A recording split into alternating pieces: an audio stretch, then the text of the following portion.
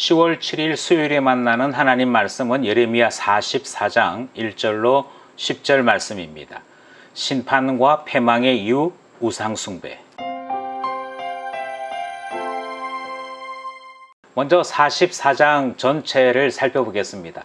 44장은 43장 사건과 맞대어 있습니다. 그렇다고 해서 시간적으로 바로 연결된 것은 아니고요. 애굽으로 갔던 그들이 조금씩 정착을 하고 난 다음에 그들에게 주어진 하나님 말씀 이야기가 44장입니다. 거기에서 어떤 일이 있었는지를 44장이 말씀하고 있는 것입니다. 어떤 일이 있었는지 본문 안으로 들어가 보겠습니다. 먼저 1절에서부터 3절 사이의 말씀은 애굽에 살고 있는 그 남은 자들에게 하나님께서 재난을 선언하시는 말씀이 등장을 합니다. 그리고 하나님께서 왜 재난을 선언하시는지 그 이유가 등장을 하는데요. 1절에서부터 3절 사이에 나타난 재난의 이유는 우상숭배입니다.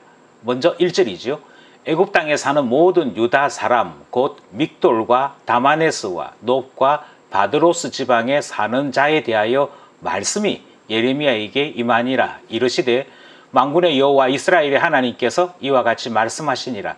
너희가 예루살렘과 유다 모든 성읍에 내린 나의 모든 재난을 보았느니라. 보라, 오늘 그것들이 황무지가 되었고 사는 사람이 없나니 이는 그들이 자기나 너희나 너희 조상들이 알지 못하는 다른 신들에게 나아가 분향하여 섬겨서 나의 노여움을 일으킨 악행으로 말미암음이라. 1절에서부터 3절 사이에 등장하는 하나님의 뜻은 우상숭배가 계속해서 패망의 원인이 되었다 하는 말씀을 전하고 있습니다. 그런데 이 말씀을 전하는 대상자들이 누군가 하니 1절 말씀해 보니까 애굽 땅에 사는 모든 유다 사람, 그렇게 말씀이 이어지죠. 우리는 43장에서 다메네스 이야기까지는 들었습니다. 그런데 믹돌이나 놉이나 바드로스 이야기가 등장하는 것을 보면 다마네스에 모였던 유다 사람들이 조금씩 흩어지고 확장된 것을 알 수가 있죠. 그런 점에서 시간이 조금 지났다 하는 것을 알 수 있습니다. 애굽에서의 삶이 조금씩 정착하게 되었다, 이렇게 이해하셔도 될 것 같습니다. 그런데 정착하게 된 그들이 보여준 삶의 모습이 예루살렘과 유다의 모습과 다르지 않다라고 하는 것이 2절 말씀인 것이죠. 그래서 하나님께서 너희도 보았지 않느냐, 그리고 지금 그곳이 어떤 곳이 되었는지도 알지 않느냐라는 말씀을 2절에서 하시는 것입니다. 예루살렘과 유다 모든 성읍에 내린 나의 모든 재난을 보았다.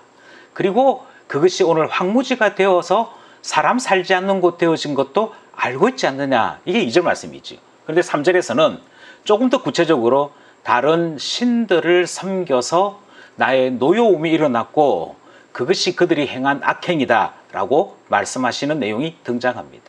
하나님의 노여움을 일으켰던 그 큰 악행은 바로 우상숭배, 그로 말미암아 그들이 경험했던 모든 나라들이 다 무너진 것을 하나님이 말씀하시지. 우상숭배는 재난의 원인이다. 3절까지의 말씀입니다. 4절로부터 6절까지의 말씀은 두 번째 원인을 우리에게 제공하고 있습니다. 두 번째 원인은 선지자를 거절한 것입니다. 4절, 내가 나의 모든 종 선지자들을 너희에게 보내되 끊임없이 보내어 이르기를 너희는 내가 미워하는 이 가증한 일을 행하지 말라 하였으나 그들이 듣지 아니하며 귀를 기울이지 아니하고 다른 신들에게 여전히 분향하여 그들의 악에서 돌이키지 아니하였으므로 나의 분과 나의 노여움을 쏟아서 유다 성읍들과 예루살렘 거리를 불살랐더니 그것들이 오늘과 같이 폐허와 황무지가 되었느니라. 4절 말씀을 보면 하나님께서 그의 종을 보내시는데 끊임없이 보내셨다라고 말씀을 합니다. 그 선지자들을 계속해서 보내신 하나님이 계속 가르치셨습니다. 뭘 가르치셨냐면 이 일은 가증한 일이다, 이 일 행하지 말아라 하는 것을 계속 말씀하셨죠. 그런데도 불구하고 5절 말씀을 보니까 그렇게 끊임없이 보내었고 끊임없이 들려주었음에도 불구하고 그들 역시 악에서 계속해서 돌이키지 않았다. 그것이 6절에 가니까 결국 노여움을 사게 되었고 하나님은 유다와 예루살렘을 불살랐고 그것이 지금과 같이 폐허와 황무지가 되어 있다는 것이 우리 하나님의 말씀인 것이죠. 이렇게 6절까지의 말씀을 통해서 유다와 예루살렘이 재난을 받게 된 이유를 말씀하신 것은 지금 그 다음 본문인 7절로부터 10절 사이에 등장하는 남은 자들에 대한 모습 때문입니다.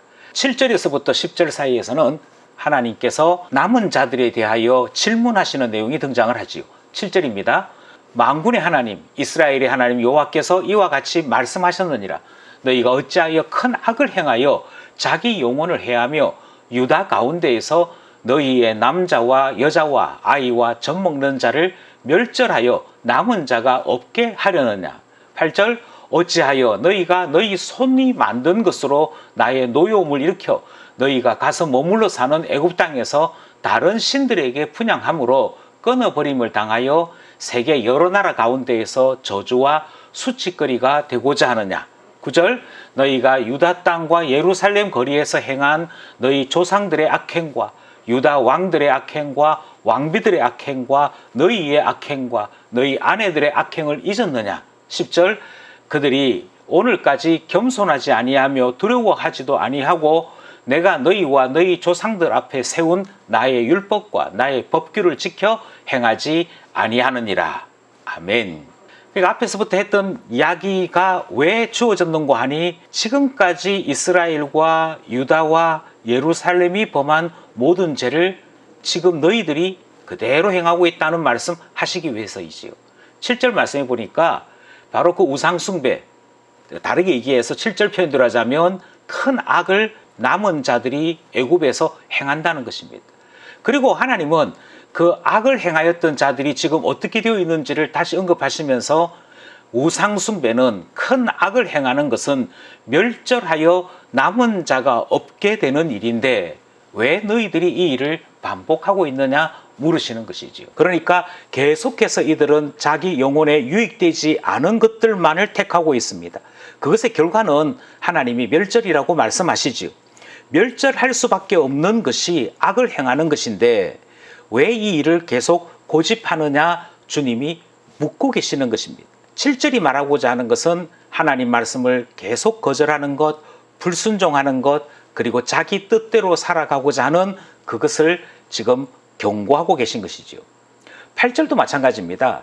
8절 말씀에서 그들은 애굽에서 다른 신들에게 분향했다라고 말씀하고 있죠. 그러니까 지금까지 그들이 알고 있던 가나안 신들 아니고 애굽에서 만난 새로운 신들에 대한 우상숭배가 일어나고 있는 것을 이야기합니다. 특별히 이 우상숭배에 그들은 자기 손으로 만든 것으로 우상숭배하는 그와 같은 친절함, 그와 같은 열심을 나타내 보였습니다. 하지만 하나님은 바로 그들이 행한 이 열심 때문에 세상 모든 나라들 가운데에서 저주와 수치거리가 될 것이라 말씀하시죠. 그리고 하나님 물으십니다. 정말 그거 원해? 정말 그걸 원해서 우상숭배하는 거야? 라고 물으시는 것이지요. 몰라서였겠습니까? 아니요. 깨닫지 못해서입니다. 깨닫지 못하고 보니 그들은 계속해서 저주와 수치의 삶을 바라면서 달려가고 있더라 하는 것이지요. 9절 10절 말씀도 마찬가지입니다. 9절 10절 말씀은 바로 선지자를 거절하고 우상 숭배를 행하였던 이 악행이 오래된 관행이고 많은 사람들에게 나타난 일이었음을 말씀합니다. 심지어 지금 너희들과 너희들의 아내들도 이 악행을 계속하고 있다. 이렇게 말씀하시죠. 이런 악행을 계속하게 되는 이유는 한 가지라고 말씀하십니다. 그들이 하나님 말씀을 듣지도 아니하고 하나님 말씀을 따라 살지도 않는 이유는 겸손이 없고 두려워함이 없기 때문이다. 결국 전쟁과 난리 소문 가운데에서 겨우 목숨을 구해 남았던 자들이 애굽에 가서는 그 조상들의 삶을 그대로 반복하고 말더라 하는 말씀이 오늘 본문 말씀입니다. 오늘 우리에게 주신 말씀들 가운데 세 가지 정도를 다시 한번 생각해 보고자 합니다. 먼저 7절에 너희가 어찌하여 큰 악을 행하여 멸절하여 남은 자가 없게 하려느냐 하시는 하나님의 음성을 생각하고자 하는 것이죠. 하나님께서 물으십니다. 하나님께서 몰라서 물으시는 것이 아닙니다. 너무 답답해서요. 이 일을 행하는 것은 멸절당하는 것밖에 없는데 라고 하시는 그 안타까움에서 유다 사람들, 남은 자들에 대하여 물으시는 것이죠. 큰 악을 행하여 이스라엘이 무너지는 것을 그들은 보았습니다. 바로 그 큰 악을 행하여 유다가 무너지는 것도 보았습니다. 그럼에도 불구하고 애굽으로 겨우 피난 온 그들이 그 큰 악을 반복하고 있는 것 아니겠습니까? 멸절을 향해 달려가는 이 어리석음. 그래서 하나님께서 물으시기를 멸절하여 남은 자가 없기를 정말 원하는 거냐라고 물으시는 이 질문은 혹시 우리에게는 없는지 생각해 봐야겠습니다. 해서는 안 되는 줄 알면서 달려가는 것은 어리석음입니다. 이 어리석음이 우리에게는 없는지를 살펴야겠습니다. 두 번째로 우리는 8절 말씀을 살펴보려고 합니다. 다른 신들에게 분향함으로 저주와 수치거리가 되고자 하느냐. 이번에도 하나님께서 다시 반문하시는 것이죠. 왜 자꾸 저주와 수치거리가 되고자 하느냐. 우리 주님의 이 질문 속에는 답답함이 묻어 있습니다. 그들은 우상 숭배함으로 더 나을 것이라 생각합니다. 하나님을 버리면 더 좋아질 것이라고 생각하는 것 같습니다. 그래서 그들은 오랜 시간 동안 가나안 우상을 섬겼고 하나님이 미워하시는 우상 숭배로 북왕국 이스라엘이 무너졌으며 유다도 멸망했지요. 그런데 그것을 지금 남은 자들이 애굽의 우상으로 바꾸어 행하고 있는 것을 하나님이 말씀하고 있습니다. 하지만 우리도 이 말씀을 신중하게 생각하고자 합니다. 오늘날 우리에게 남겨져 있는 가장 강력한 우상은 바로 자기 자신을 우상으로 삼고 사는 것이지요. 우상 숭배는 심판만 있을 뿐입니다. 나를 우상으로 삼는 이 일도 중단해야 할 것입니다. 마지막으로 10절 말씀, 겸손하지 아니하며 두려워하지도 아니하고 나의 율법과 나의 법규를 지켜 행하지 아니하느니라. 이들이 계속해서 선지자의 말을 무시한 것, 이들이 계속해서 우상 숭배한 것은 하나님의 말씀을 거절한 것이고요. 하나님의 말씀인 율법과 법규를 거절한 것은 그들이 겸손하지도 아니하고 두려움도 없기 때문이더라. 성경이 그렇게 말씀합니다. 하나님 말씀 앞에 죄인인 줄 알지 못하는 것이 겸손하지 않는 것입니다. 하나님을 두려워하지 않는 것이 두려움이 없는 모습이지요. 우리는 이것을 신앙이 없다라고 말하지 않습니까? 기도하기는 하나님 말씀 앞에 겸손할 수 있도록 하나님을 두려워하는 하나님의 경외하는 신앙이 우리 가운데 충만하도록 기도하게 되는 것이지요. 하나님께서 오늘도 말씀과 기도로 살고자 하는 저희들에게 은혜 주시기를 원하며 깨달은 대로 살아가는 우리 모두가 되기를 원합니다.